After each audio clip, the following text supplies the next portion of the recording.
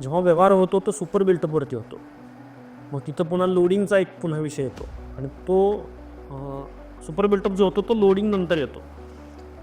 तर हे लोडिंग किती दिलं पाहिजे किंवा किती असावं असा काही कुठला नियम आहे? कारण प्रत्येक इमारत वाईज किंवा बांधकाम व्यावसायिकानुसार तो रेट पण थोडासा प्लस मायनस होतो किंवा मागे पुढे होतो. याबद्दल तुम्ही काय सांगाल? आणि हे खरंच नियमाधिष्ठित आहे का? तुम्ही असा अगदी खोचक प्रश्न विचारला की जो सगळ्यांना ग्राहकांना पडतो. ॲक्च्युली आता रेरा कायद्याप्रमाणे कुठलीही गोष्ट ही रेरा कार्पेट एरियावर विकायची. म्हणजे आता इतकं सोपं केलं की बाबा तुम्ही तुमच्या घराची बाहेरची भिंत सोडून आतल्या भिंती पण तुमच्या कार्पेट एरियामध्ये धरल्या जातात.